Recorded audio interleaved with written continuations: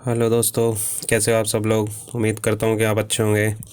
दोस्तों, आज एक बहुत इंपॉर्टट टॉपिक के ऊपर आज हम सब लोग डिस्कशन करेंगे जो एज ए राजस्थानी और राजस्थान में रहने वाले लोगों को बहुत ही डीपली अफेक्टेड ये प्रोजेक्ट करेगा। और साथ ही साथ इस इशू के बारे में न बल्कि यहाँ के मुख्यमंत्री ने चर्चा करी है, बल्कि भारतीय प्रधानमंत्री नरेंद्र मोदी जी ने भी 2 बार अपने चुनावी भाषणों के दौरान इस प्रोजेक्ट के बारे में डिस्कशन किया है।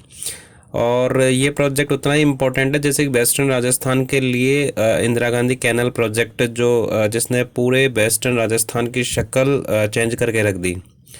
पश्चिमी राजस्थान जो रेगिस्तान के अंदर बसा हुआ है, जिसके लिए कई ग्रंथों में कहा गया है कि वहाँ पर पहुँचने के लिए हमें लकड़ी की टांगों की आवश्यकता पड़ेगी, काष्ठ की पाषाण के शरीर की आवश्यकता पड़ेगी, लकड़ी की टांगों की आवश्यकता पड़ेगी और इस तरीके के वज्र जैसे शरीर की आवश्यकता पड़ेगी, तभी आप वहाँ पे पहुँच पाओगे। तो आज वहाँ पे यदि हम जाके देखें तो पूरे राजस्थान के जो सबसे अविकसित क्षेत्र है उसको विकास करने में महत्वपूर्ण योगदान दिया है। इसी प्रकार के जो महत्वपूर्ण योगदान रहेगा राजस्थान ईस्टर्न कैनल प्रोजेक्ट का भी रहेगा। जो ईस्टर्न साइड के राजस्थान के ज़िले हैं, जैसे कि जयपुर हो गया, दौसा हो गया, सवाई माधोपुर हो गया, धौलपुर, भरतपुर और कोटा, बूंदी, झालावाड़ जैसे जो दक्षिणी पूर्वी वाले जो ज़िले हैं उनकी भी इसमें भागीदारी रहेगी। वो ज़िले भी इस प्रोजेक्ट के माध्यम से लाभान्वित होंगे। और ये जो प्रोजेक्ट है वो राजस्थान को एक बहुत ही तेज़ी से आर्थिक और सामाजिक तौर पर प्रभावित करने वाला है। तो आइए इस प्रोजेक्ट को हम डिटेल में देखते हैं क्या है प्रोजेक्ट। तो इस प्रोजेक्ट का नाम बेसिकली पूर्वी राजस्थान कैनल प्रोजेक्ट है। ईस्टर्न राजस्थान कैनल प्रोजेक्ट इसको कहा गया है। और राजस्थान के ईस्टर्न साइड में जो नदियां बहती हैं, 5 नदियों को मिलाकर इस प्रोजेक्ट को बनाने का प्रोजेक्ट रहेगा।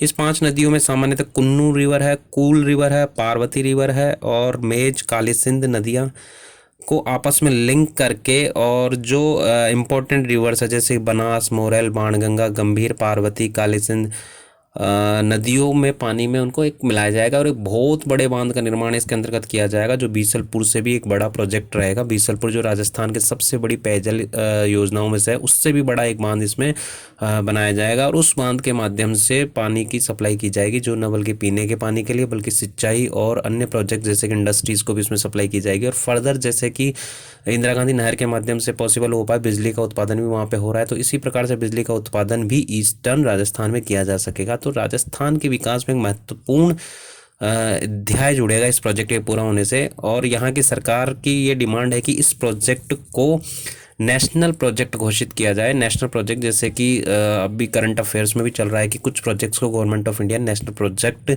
के तौर पे घोषित किया है, जो वो तेज़ी से नेशनल प्रोजेक्ट्स कंप्लीट होते हैं और तेज़ी से इनके कंप्लीट होने से उस राज्य को, उस क्षेत्र को बहुत ही बड़ा फ़ायदा मिलता है।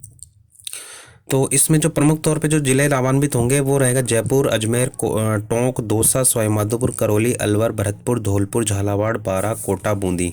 तो आप इस मैप में भी देख सकते हैं कि ये जो ईस्टर्न साइड के जो ज़िले हैं बेसिकली आप देख सकते हैं, जयपुर हो गया, अलवर हो गया, अजमेर, दौसा, भरतपुर, धौलपुर, करौली, सवाई माधोपुर, टोंक, बूंदी, कोटा, बारां और झालावाड़, ये प्रमुख ईस्टर्न साइड के ज़िले रहेंगे जो इस योजना से विशेष तौर पे लाभान्वित होंगे। और जो प्रमुख नदियाँ रहेंगी वो इस तरीके से चंबल, कुन्नू नदी, कुल नदी, पार्वती नदी, काली सिंध नदियाँ रहेंगी। इनको जो ईस्टर्न साइड में बहने वाली नदियाँ हैं जैसे कि मोरेल हो गई, बनास हो गई, बाणगंगा, गंभीर, पार्वती, जो प्रमुख नदियाँ हैं जो ईस्टर्न राजस्थान में बहती है, मध्य प्रदेश में बहती है और उत्तर प्रदेश के कुछ हिस्सों में बहती है, उनको मिलाकर इस प्रोजेक्ट को कंप्लीट करने की एक प्लानिंग है और इस प्रोजेक्ट को कंप्लीट किया जाएगा।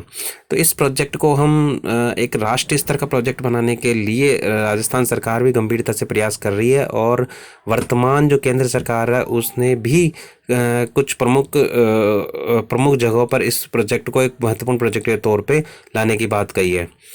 तो ये एक बहुत इंपॉर्टेंट प्रोजेक्ट है। इसके बारे में सभी जो लोग जो करंट अफेयर्स की तैयारी कर रहे हैं उनको भी इसके प्रोजेक्ट के बारे में जानना चाहिए, क्योंकि राजस्थान में जो आरआईएस मेंस का जो एग्ज़ाम हुआ था उसमें भी इस प्रोजेक्ट के बारे में डिटेल से पूछा गया है।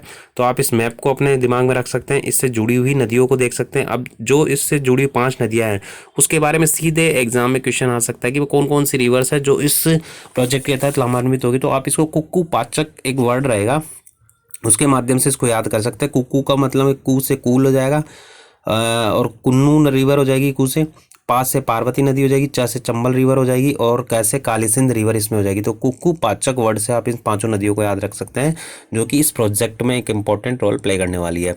और इसमें जो प्रमुख जिले हैं जो इससे लाभान्वित होंगे वो भी इसमें ध्यान रखना आवश्यक है।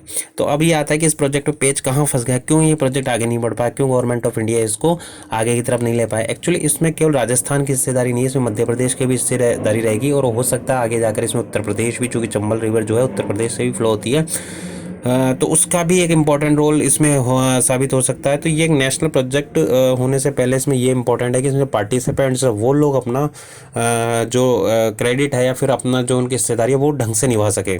तो गवर्नमेंट ऑफ इंडिया भी चाहती है कि इस प्रोजेक्ट में डिटेल में जाने से पहले, इस प्रोजेक्ट की रूपरेखा खींचने से पहले, जो सभी इसके पार्टिसिपेंट्स हैं वो एक मेज पर बैठे और इस प्रोजेक्ट के बारे में डिटेल से सोचें और एक डिटेल प्रोजेक्ट रिपोर्ट तैयार करके वो सेंटर के पास में भेजे, तब जाकर उसको एक राष्ट्रीय स्तर के दर्जे का मान्यता इसमें प्रदान की जा सकती है। गवर्नमेंट ऑफ राजस्थान अब इस प्रोजेक्ट को लेकर काफ़ी सीरियस है, क्योंकि ये प्रोजेक्ट ऐसा है जो न बल्कि ईस्टर्न राजस्थान को बल्कि संपूर्ण राजस्थान के क्षेत्र को बहुत गहराई से इसमें प्रभावित करेगा। तो इसके बन जाने के बाद में किस तरीके से राजस्थान को बेनिफिट होगा, तो राजस्थान को इसमें लगभग 3500 क्यूबिक मिलियन वाटर इसमें से मिलेगा, जिसमें से लगभग 50% पानी, लगभग 1700 से 1750 मिलियन क्यूबिक पानी जो पीने के पानी के काम में आएगा।